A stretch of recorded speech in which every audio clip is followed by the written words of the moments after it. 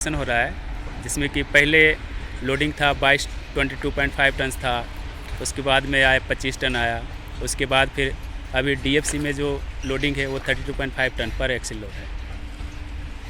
और अभी traffic volume भी बहुत ज़्यादा है रेलवे में, लगातार नई नई गाड़ियाँ चलाई जा रही है, नए गुड्स ट्रेन चलाए जा रहे हैं, और अभी तो डबल डेकर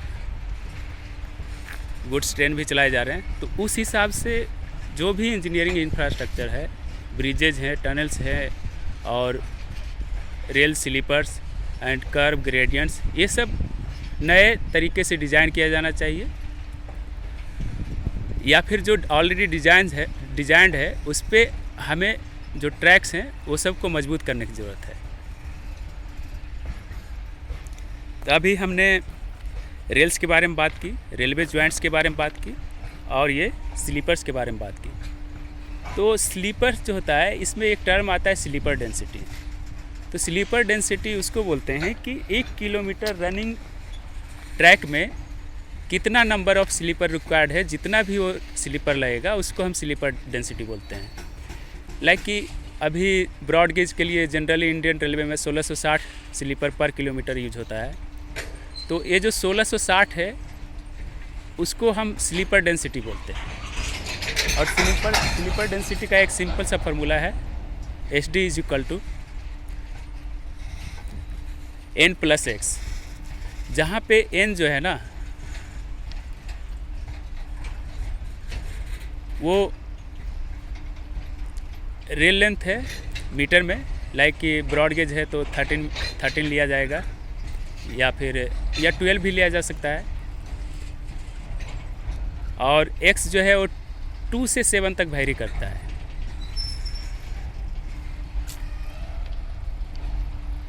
तो स्लीपर डेंसिटी है n+x हम निकाल रहे हैं। तो यदि 13 मीटर रेल यूज किया जा रहा है तो 13 + 2 to 7, लाइक यदि हम 5 कंसिडर करें तो 13 + 5, तो दैट इज इक्वल टू 18। तो 18 स्लीपर जो है पर रेल लेंथ। तो यदि पर रेल लेंथ 13 मीटर का है तो एक 13 मीटर के रेल में हमको 18 स्लीपर चाहिए होंगे। तो उस हिसाब से आप 1 किलोमीटर लेंथ तक में कितना स्लीपर आता है वो डिटरमाइन कर लीजिए, and that will comes almost 1660 और इवन हायर और लोअर। तो डिपेंड करता है कि कौन से सेक्शन में और कौन से जगह पे उसको यूटिलाइज कर रहे हैं। यदि ब्रिजेस पे कर रहे हैं तो ब्रिजेस पे स्पेसिंग कम होगी, और क्रॉसिंग पे कर रहे हैं, कर्व में कर रहे हैं तो वहाँ भी स्पेसिंग कम होगी, और यार्ड वुड में है तो यार्ड में स्पेसिंग ज़्यादा हो सकती है, तो वहाँ पे स्लीपर डेंसिटी जो होगी वो कम हो सकती है। अब आप ये देख रहे हैं बैलास्ट। जो भी दो स्लीपर के बीच में जो मटेरियल है वो बैलास्ट है, यह स्टोन बैलास्ट है। बैलास्ट अलग अलग टाइप्स के हो सकते हैं। अभी ये स्टोन बैलास्ट हैं जो कि इग्नियस रॉक्स हैं या फिर बेसाल्ट रॉक हो सकते हैं, और ये लोकली अवेलेबल मटेरियल होता है, और इसका भी स्पेसिफिकेशन होता है एज पर रेलवे स्टैंडर्ड। और हाँ, रेलवे में कोई भी चीज़ें जो डिज़ाइन होती है वो RDSO के थ्रू होती है, research design and standard organisation. RDSO अलग अलग गाइडलाइंस प्रोवाइड करती है, उसमें अलग अलग मैनुअल्स हैं, अलग अलग कोड्स हैं, उसके थ्रू ही काम किया जाता है। अब यदि पीवे की बात करें, परमानेंट वे, तो उसमें एक मैनुअल है, that is IRPWM, Indian railway permanent way manual. तो IRPWM में सारा कुछ दिया हुआ है कि उसके अकॉर्डिंग ही मतलब रेलवे ट्रैक्स का काम किया जाएगा, और उसमें भी अलग अलग मैनुअल्स हैं, कोड्स हैं। तो वो जो IRPWM है वो पीवे के लिए बेस है।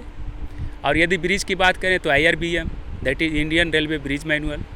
अब इंडियन रेलवे ब्रिज मैनुअल के हिसाब से ही जो भी रेलवे में ब्रिजेज डिज़ाइन होगी, जो भी ब्रिजेज का कंस्ट्रक्शन होगा उसके हिसाब से ही होगा, उसको फॉलो करना पड़ेगा। इंडियन रेलवे स्टैंडर्ड से अलग अलग कोड्स है। अब रेलवे कोड्स यदि किसी मटेरियल या कोई भी डिज़ाइन एस्पेक्ट्स के लिए नहीं है एप्लीकेबल, तब हम जाके इंडियन स्टैंडर्ड यूज़ करते हैं, या फिर इंडियन रोड कांग्रेस IRC उसका यूज़ करते हैं। इन सब कोड के बावजूद भी यदि ज़रूरत पड़े तो हम लोग यूरोपियन कोड या ब्रिटिश स्टैंडर्ड या फिर फॉरेन कोड का यूज़ करते हैं, अमेरिकन स्टैंडर्ड, ये सब कोड का यूज़ कर सकते हैं। तो फर्स्ट ऑफ ऑल हमें Indian railway manuals and code के हिसाब से ही मतलब हमें कोई भी चीज़ फॉलो करनी पड़ती है, उसके गाइडलाइंस का पालन करते हुए हम लोग कोई भी वर्क करते हैं।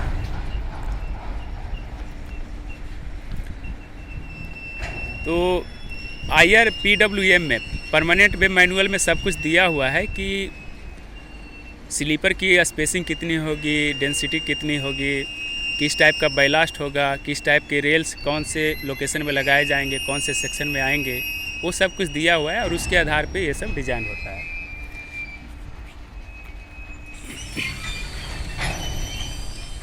तो दो स्लीपर के बीच में जो बैलास्ट है और इन बैलास्ट को टैंपिंग करते हैं, उसमें पैकिंग करते हैं, तो उसको बैलास्ट पैकिंग कहा जाता है। कि पैकिंग में से स्लीपर के नीचे जो बैलास्ट को फिल करते हैं ना, उसको पैकिंग बोलते हैं। तो स्लीपर का कुशन होता है, कुशन डेप्थ होता है। कुशन मीन्स स्लीपर जो रेस्ट है उस पर सब ग्रेड पे बैलास्ट पे वो कितना डेप्थ तक है। तो बैलास्ट का डेप्थ बिलो स्लीपर मिनिमम 150 होनी चाहिए उसके सेंटर में, और ऐसे वेरी करता है कि अलग अलग लोकेशन पे ये 300 से 500 तक भी हो सकता है। अब ये जो साइड में बैलास्ट है, स्लीपर्स के साइड में, ट्रैक के साइड में, इसको बॉक्सिंग बोलते हैं। ये ट्रैक को स्टेबलाइज करने के लिए प्रोवाइड किए जाते हैं ताकि स्लीपर लेफ़्ट या राइट कहीं भी इसका मिस अलाइनमेंट ना हो। और आउटसाइड द स्लीपर जो भी बैलास्ट होते हैं, एक पोर्शन होता है उसको सेस बोला जाता है। तो उस सेस पोर्शन में बैलास्ट को फिल करने को बॉक्सिंग बोलते हैं। स्क्वायरिंग, जो भी बैलास्ट दो स्लीपर के बीच में डाला जाता है उसको स्क्वायरिंग बोलते हैं। और स्लीपर के अंडर स्लीपर जो बैलास्ट डालते हैं उसको पैकिंग बोलते हैं। तो अभी आप रेल को जो देख रहे हैं, रेल जो है दो स्लीपर पे रेस्ट है। यदि आप सिर्फ दो स्लीपर को पकड़ोगे तो इट्स ए सिंपली सपोर्टेड, और रेल तो चूँकि लंबा है तो ये बहुत सारे स्लीपर पे रेस्ट है, तो इसलिए इसको it acts as a continuous girder. जो रेल्स हैं वो कंटिन्यूअस गर्डर की तरह एक्ट कर रही है। अब आप इसका चाहे तो bending moment diagram, shear force diagram कैसे बिहेव करता है, इसमें बेंडिंग कैसे होती है, वो जज कर सकते हैं। आपने स्ट्रेंथ ऑफ मटेरियल पढ़े होंगे तो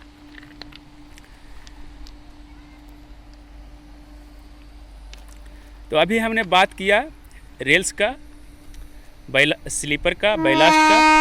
और बैलास्ट का एक सिंपल फार्मूला होता है बैलास्ट डेप्थ का, dB = S - W/2। Depth of ballast = sleeper spacing minus width of the sleeper upon 2। Rail joints के बारे में हमने देखा। अब एक बहुत सा फेमस सा मतलब क्वेश्चन बचपन से रहता है कि रेलवे के दो पटरियों के बीच खाली स्थान क्यों छोड़ा जाता है। तो वो यही है, जो खाली स्थान है ना, यही है जो मेन जॉइंट है, जो फिश प्लेट का जॉइंट है, वो खाली स्थान है। खाली वो जो गैप होता है ना, ऑलमोस्ट 10 mm, 8 mm या 5 mm और 12 mm तक भी हो सकता है। इसलिए दिया जाता है ताकि इसका एक्सपेंशन और कॉन्ट्रैक्शन होता है गर्मियों और सर्दियों में, ताकि जो रेलवे की पटरियां है रेल से, वो टेम्परेचर वेरिएशन के चलते उसमें जो भी स्ट्रेसेस आती है, इलोंगेशन होता है या फिर कॉन्ट्रैक्शन होता है, उसमें एडजस्टमेंट हो पाए। यदि वहाँ पे वो गैप नहीं होगी तो थर्मल एक्सपेंशन की वजह से उसमें थर्मल स्ट्रेसेस इंड्यूस होगा और रेल जो होगी ना वो बकल हो जाएगी, जिसको हॉगिंग ऑफ रेल्स बोला जाता है, और डिरेलमेंट के चांसेस ज़्यादा बढ़ जाएंगे, गेज आउट हो जाएंगे। तो यदि आउटसाइड टेम्परेचर, यदि बाहर में टेम्परेचर नॉर्मली 30-35 है ना, 35 है, तो आप रेल का टेम्परेचर जब मेज़र करोगे तो उस समय रेल का स्पेशली टेम्परेचर 40-45 हो जाएगा। सो वाइल डिजाइनिंग रेलवे ने बहुत सारा केयर किया हुआ है कि ऑल द सेफ्टी फीचर्स सब कुछ को ध्यान में रख के सब डिज़ाइन किया गया है। और जो ये जो बैलास्ट हैं, ये भी बोला जाता था कि बचपन में बहुत सारे सवाल पूछते थे कि उसमें ट्रैक में हम पत्थर क्यों डालते हैं, बैलास्ट जो होता है स्टोन क्यों डालते हैं, सैंड या फिर मुर्रम या सॉइल क्यों नहीं डाल सकते हैं। तो इसका बेसिक फंडा ये है कि ये जो बैलास्ट हैं, एग्रीगेट्स हैं, इसका एक साइज़ होता है, मतलब लाइक कि 80 mm 100 mm से कम ही रहता है, 80 mm 40 mm। तो इसमें कुछ परसेंटेज रिटेनिंग होता है, मतलब ज़्यादातर जो भी मैक्सिमम परसेंटेज जो होता है 40 to 80 mm के बीच में रहता है, और बहुत कम बैलास्ट जो है 40 mm से होते हैं, 40 mm से कम होते हैं। उसका पोर्शन जो होता है 40 mm से कम होता है, बहुत कम परसेंटेज होता है उसका। तो बेसिक प्रिंसिपल ये है कि जब हम बैलास्ट इसमें फिल करते हैं, stone ballast, it's a type of coarse aggregate. ये जो है, जो भी बैलास्ट है, कोर्स एग्रीगेट है। कोर्स एग्रीगेट उसको बोलते हैं जो कि 20 mm से ऊपर होता है। वैसे इसका टेक्निकली 4.75 mm से ऊपर है तो उसको कोर्स एग्रीगेट बोलते हैं। और फाइन एग्रीगेट्स होता है, fine aggregates means simply sand. तो 4.75 mm से जब नीचे होता है, कम होता है, तो उसको फाइन एग्रीगेट्स बोलते हैं। तो ये कोर्स एग्रीगेट है, तो जो कि 80 mm और 40 mm के बीच में होता है। तो चूँकि ये जो बैलास्ट होते हैं, इनका शेप एंगुलर होता है और ये सेल्फ इंटरलॉकिंग सिस्टम क्रिएट करते हैं आपस में। जब एक साथ इसको बिछाया जाता है, एक साथ रखा जाता है, तो इसमें एक सेल्फ इंटरलॉकिंग मैकेनिज़्म जनरेट होती है, जिससे कि ये स्टेबल होते हैं। और ट्रैक मॉडुलस काफ़ी बढ़ जाती है इससे, ट्रैक का स्टिफनेस, ट्रैक मॉडुलस बढ़ जाती है, जिससे कि गेज मेंटेन होता है और स्लीपर के बीच में जो स्पेसिंग है वो मेंटेन रहता है। दूसरी बात कि इसमें जो ड्रेनेज होता है, वाटर का ड्रेनेज होता है, वो काफ़ी अच्छा होता है। पानी जैसे भी इस पर गिरेगी, बरसात का पानी हो या फिर कोई भी वाटर हो, वो पर्कुलेट हो जाएगी और वो बाहर निकल जाएंगे। तीसरा पॉइंट है कि जो रोडेंट्स होते हैं, लाइक रैट्स ये सब जो होते हैं, जीव होते हैं, वो इसमें इजीली पेनिट्रेट नहीं कर सकते हैं। स्लीपर के अंडर वो होल या फिर कुछ क्रिएट नहीं कर सकते, जिससे कि ट्रैक में कुछ दिक्कत आए, सेटलमेंट वगैरह नहीं होती है। तो इसलिए वो रोडेंट्स के पॉइंट ऑफ व्यू से भी काफ़ी अच्छा है ये।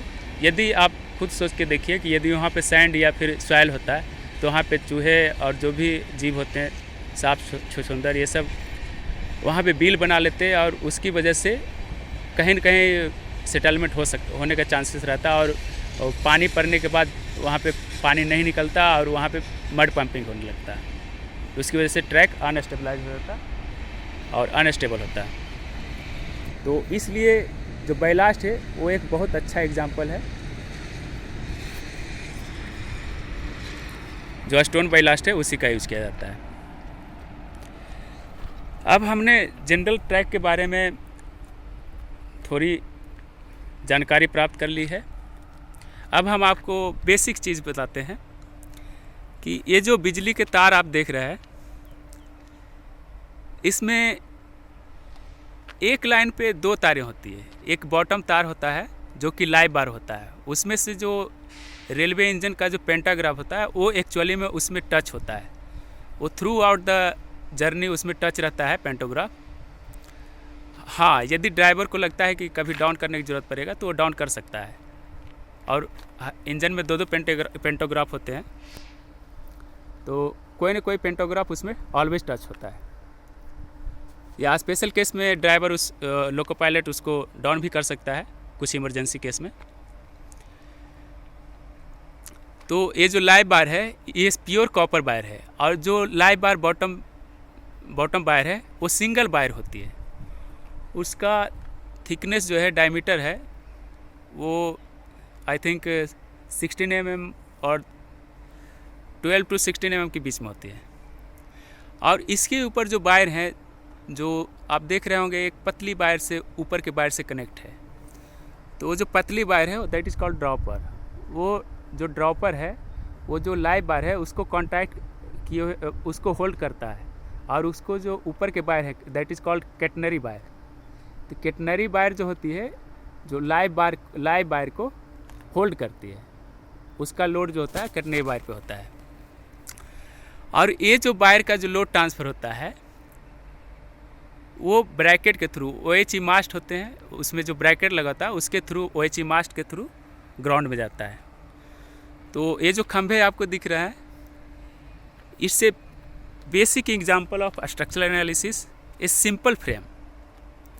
सिंपल ये एक फिक्स्ड फ्रेम है जो आप ये देख रहे हैं, दोनों साइड से खंभे लगे हुए हैं और बीच में एक थ्रू आउट बीम लगी हुई है।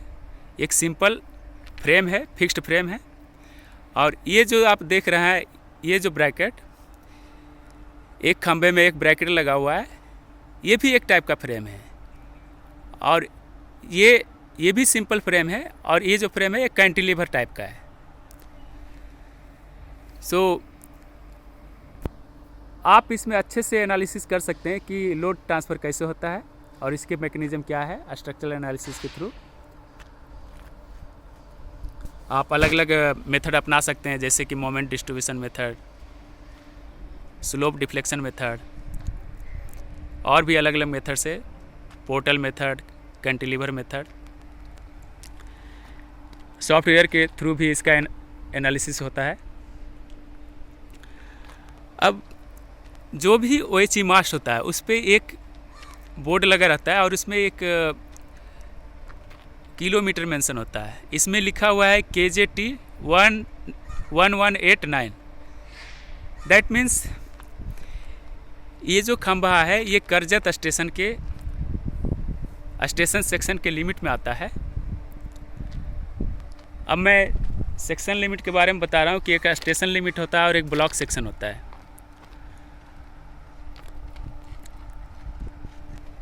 तो इस ब्लॉक सेक्शन में उसमें कोई भी स्टेशन का नाम मेंशन नहीं होता है OHE मास्ट पे, और ये स्टेशन सेक्शन में ये स्टेशन का नाम मेंशन है। जैसे कि KJT means Karjat station limit में है, स्टेशन यार्ड में है, और इसका जो किलोमीटर है वो 118 किलोमीटर है। और ये 118 किलोमीटर जो है वो CST central Chhatrapati Shivaji Maharaj terminus से 118 किलोमीटर है करजत का डिस्टेंस, और ये लोकेशन उसकी बता रहा है। और ये जो 9 रिप्रेजेंट कर रहा है ये 9 नंबर साइडिंग, मतलब साइडिंग में जो है 9 नंबर पोल है, OHE मास्ट है। तो आप यदि आप कहीं ट्रेवल कर रहे हो तो आप किलोमीटर से भी पता कर सकते हो कि यदि आपने कुछ सामान खो दिया है, कोई मोबाइल गिर गया कहीं, आपको ध्यान है कि वो किलोमीटर इतना है, तो आप उससे जज कर सकते हैं कि हमारा मोबाइल वहाँ गिरा था या फिर वहाँ पे चोरी हुआ था, तो रिपोर्ट करा सकते हैं।